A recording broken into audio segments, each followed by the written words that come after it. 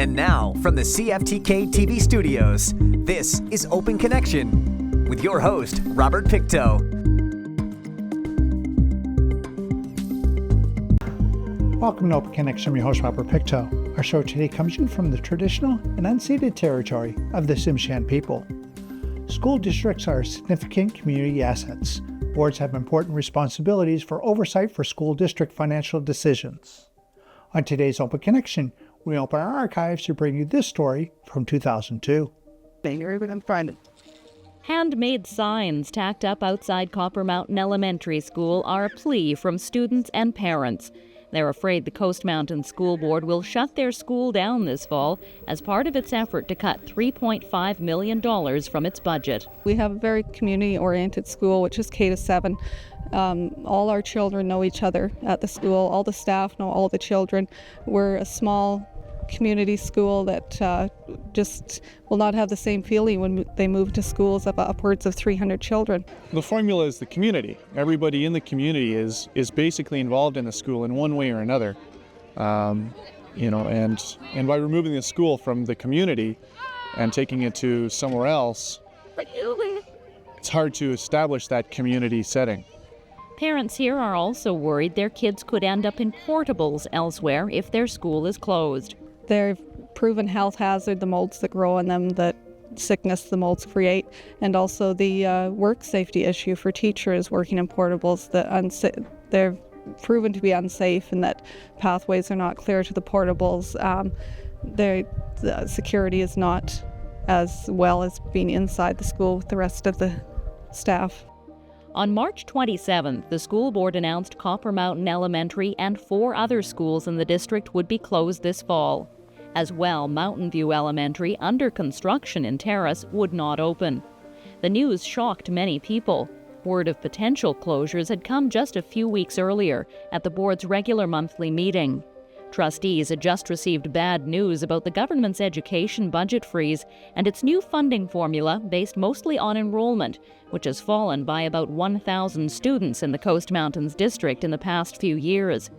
With the province not funding upcoming raises for teachers and CUPE workers or inflationary costs, Trustee Peter King estimated the district would have to carve $13 million out of its budget over 2 years. Suddenly, it was scrambling for a way to discuss its options with the public. The board set one meeting to take presentations, and a crowd of about 250 people attended, including a contingent from Stewart. The new cuts will mean that children will have no choice but to leave home to complete their education.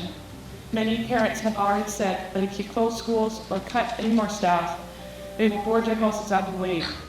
There were also pleas to maintain E.T. Kenny Primary in Terrace, which the district had proposed turning into an alternate school. School systems in general have fallen down when it comes to the First Nations education.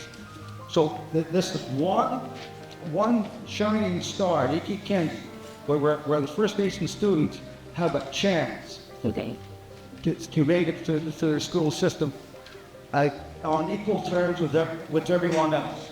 Parents from Kitimat also warned trustees about the challenges of moving their town's French immersion program if Cormorant School were closed. Moving the French immersion program to a school that has never housed 2 distinctly different programs requires a significant philosophical adjustment. The French immersion program operates on a no additional cost basis, but does need particular needs to operate smoothly. These needs may not mesh smoothly or be best met in a school that is unprepared for these adjustments. 3 days after this meeting, the school board made its closure announcement. Cormorant Elementary was among the closures, but within days again, that decision was withdrawn. Last Wednesday, the district received word it hadn't met requirements for consultation. That announcement, like those before, came as a shock to parents and teachers gathered to protest the original school closure plans. Angry trustees said the Liberal government and its education minister had misled them. At 6 o'clock at night, we get told that we can't close schools unless we follow a policy. After the government told us in Vancouver, in Victoria, you have the tools, you have the ability to close schools, and Christy Clark, I would say somebody should be washing your mouth out with soap. Pankhurst is especially upset because preparation for school closures in Kitimat was apparently going quite well. We had a PAC meeting last night with Cormorant School, and it was so positive that the parents were excited about the move. The children were being really encouraged to be positive. They agreed that we needed to cut costs, and now we're backstepping so far that what does a parent do with their child? Do they go home and tell their child that you're not moving, but you might move in 60 days? Now, with a budget deadline still looming at the end of this month, the district will be issuing layoff notices to teachers and QP staff to balance the books. I know a number was passed around tonight that they said was 100 layoffs, but I don't know. And to say 100, I think it is on the high end. But I really don't have a number to give you at this particular moment. Many layoffs could be rescinded once decisions to save money by closing schools are made. But some of those teachers may not be available then. I wouldn't be surprised at all if people who receive those notices look for an employer who is more reasonable and whose personnel practices are in fact more humane. What we've seen is the most bizarre process that I've ever seen in 32 years in the teaching profession. The government doesn't know what it's doing, and this board of trustees, they don't know what they're doing. They have brought harm to staff and students and parents in this district tonight. The board and the government did that. Many parents wanted a final decision on this night so they could plan ahead. But the board can't reach any conclusions now about closures until the consultations are done. Some parents continue to hope those discussions will point to alternatives. I know you've asked us to make presentations, and I've seen a lot of the presentations, and most of these presentations have basically been please don't close my school because, and that's all very fine and well, but I think that what you need to ask from us is not to make pleas for our schools to stay open. What you need to be asking us to do then is to start thinking outside the box, start digging, finding out what the legislative will allow the school board to do and how we can handle this so that we can also be informed and have some creative thinking outside the box. Parents have already urged the board to look at sponsorships, leasing out space, and revamping special needs programs. But trustees remain convinced school closures will be part of the solution. You'll go 60 days, and it'll just mean that there will be a little bit longer before we close schools. Because somebody in this district has to decide whether teachers are more important than buildings. The district's consultation plan should now be available. Teachers and some parents have called on the board to refuse to submit a balanced budget to Victoria and submit a so-called needs budget instead. But trustees say they took an oath to abide by the School Act, and although some people find it hard to imagine, they argue things could be even worse if the board was fired and a government trustee appointed to make the cuts instead. Open Connection will be right back after these messages. And now, from the CFTK-TV studios, this is Open Connection with your host, Robert Pictou. Thank you for staying with us. It's hard to fathom now, but we used to be able to arrive at the airport just minutes before a flight. We keep our shoes and coats on as we went through a simple metal detector, and virtually anyone could go right up to the gate without a boarding pass or even showing an ID. Let us return the archives to hear to the response to the then new air traveler security charge. Flying anywhere in Canada has now become a lot more expensive. A new federal airport security tax will automatically be added onto all tickets, $12 for each and every flight. The federal government says the money will go to pay for things like new screening devices, staff training, and a new agency that will oversee airport security. The Terrace-based Hawk Air partner and pilot Dave Menzies says it's just a tax grab, and so does Elan Travel's George Clark. I think it's too high. I mean, I don't necessarily object to some kind of security charge perhaps, but I think $24 on a return ticket is too high.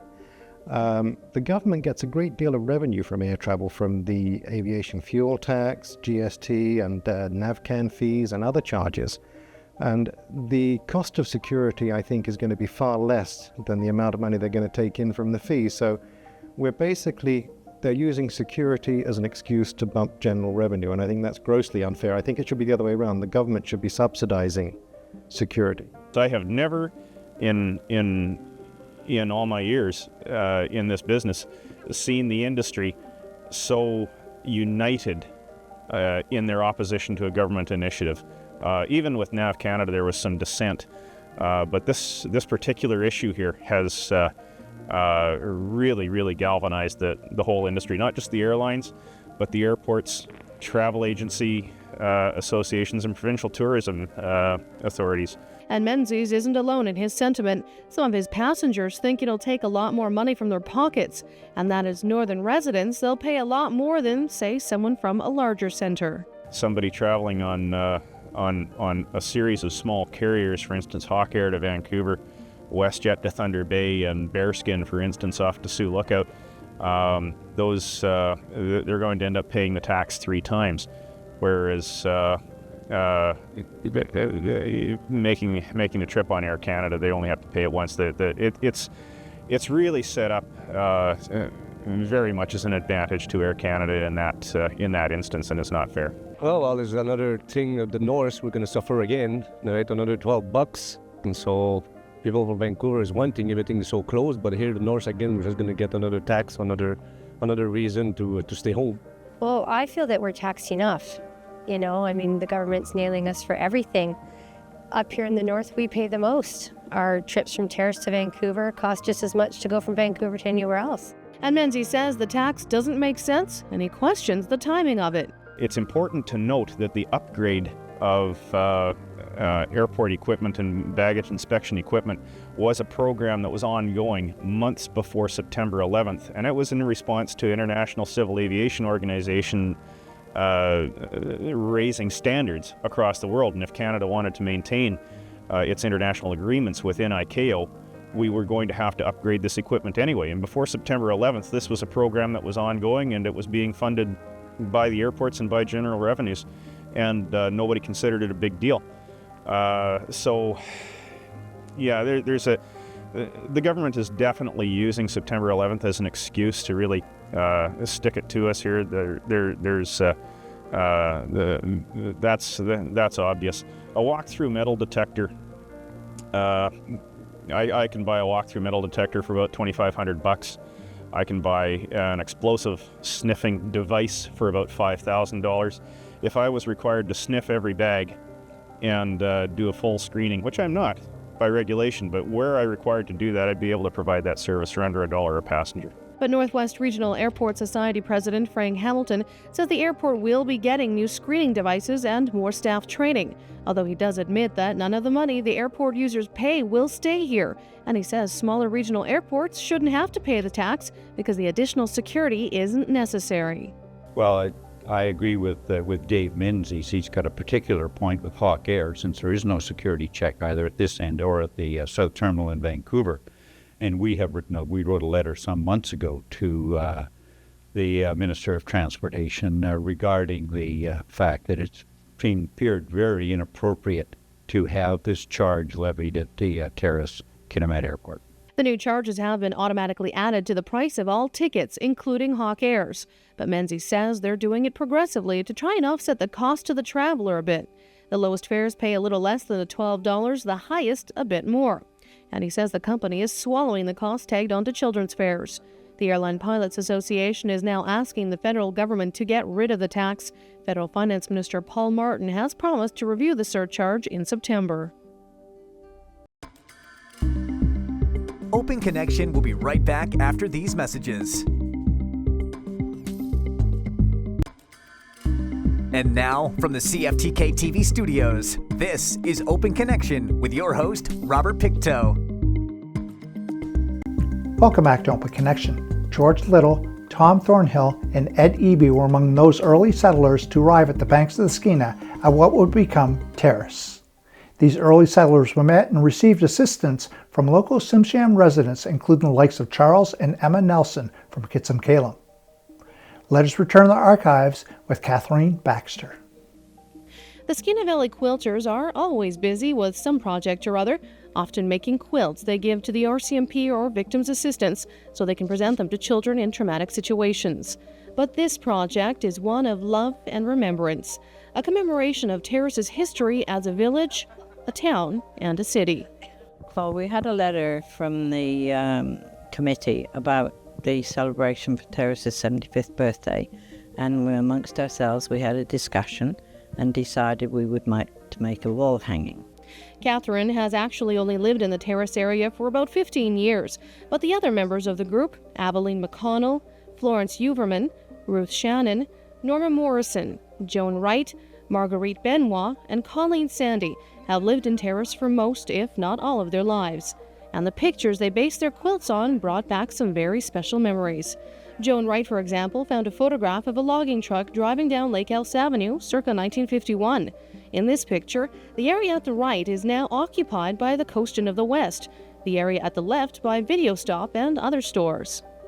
There was no pavement, for instance, and all gravel, a lot of dust in the background. And that actually was my husband's truck, and that's extra special to me. It was on a postcard at that time. Other members of the group focused on different images from the past as well as symbols of Terrace's present. Aveline did the Commodie Bear, and of course everybody knows that's connected with Terrace.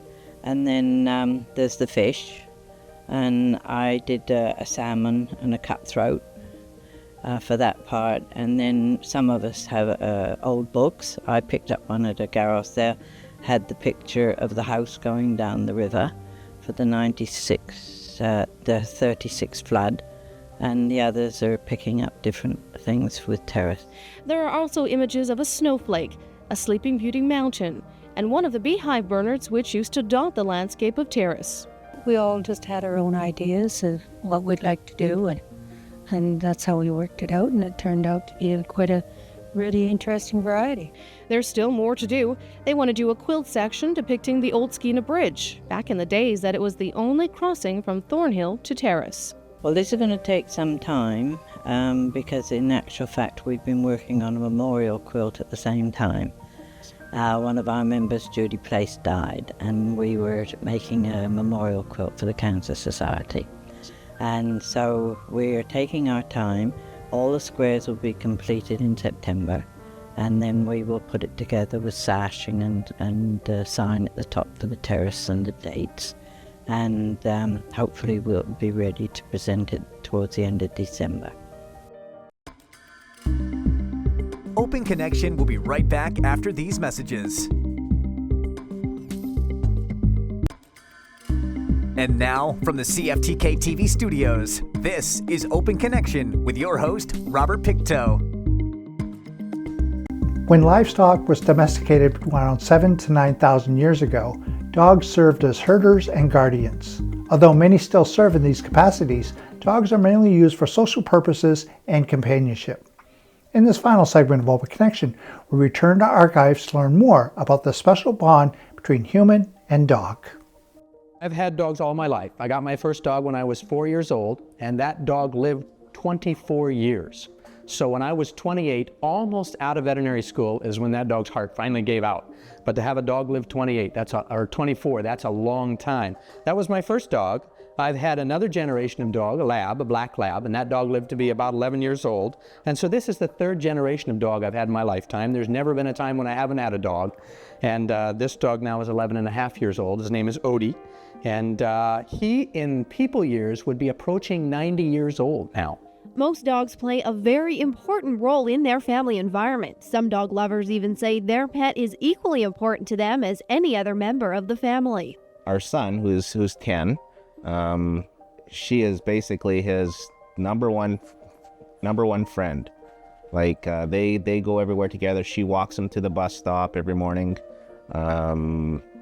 When the kids are here, they're basically always playing together. And she's a totally different dog around kids. And then with my wife, Margaret, again, that's totally different. It's like Margaret is quite quiet, and Lady just calms herself right down.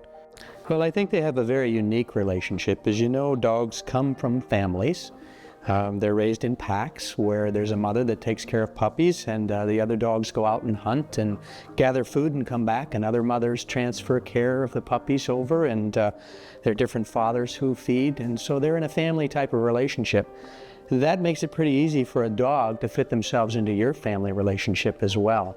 And it makes a very unique kind of relationship for them. They kind of find their niche in your family and fit right in with your children and with the other adults in the family. So I think it's a pretty special relationship you have with your dog. Tests have shown that walking a dog is great stress relief for people.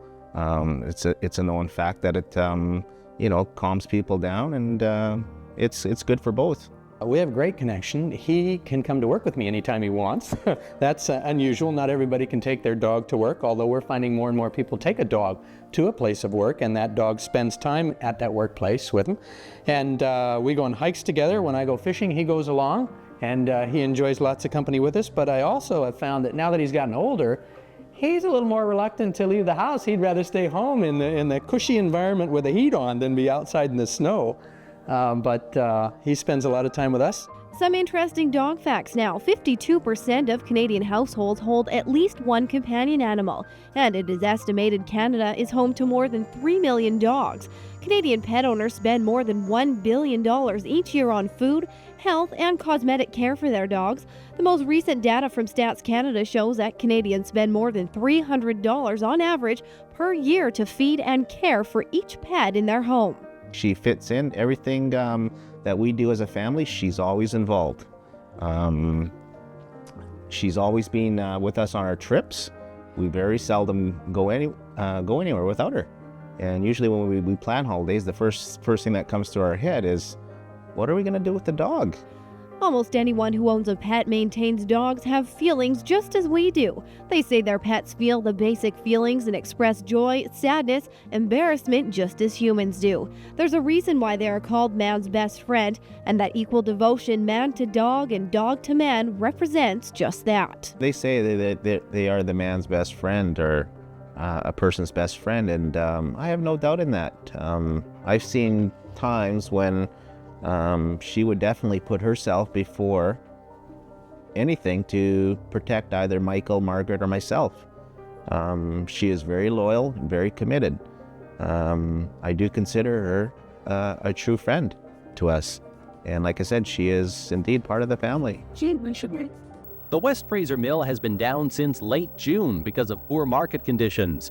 But a federal work-share program, already agreed to by the company and Local 2171 of the International Woodworkers Association, has now been approved by Human Resources Development Canada. That will allow the mill to operate one shift rather than the normal two for a maximum of 26 weeks.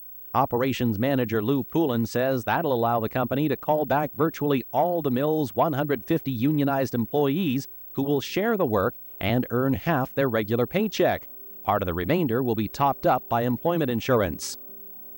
However, the market remains soft and logging operations will probably be down until next spring, though some timber already cut will be hauled to the mill. And Poulin says the company still has about 9 million board feet of unsold lumber sitting bundled in the eastern U.S., so he's hoping markets improve soon. Thank you for staying with us for this episode of Open Connection. The greatest distance in the existence of man is not from here to there, but the connection from his mind and heart. If we can conquer that distance, we can soar like an eagle and realize our immensity within. I'm Robert Pictou.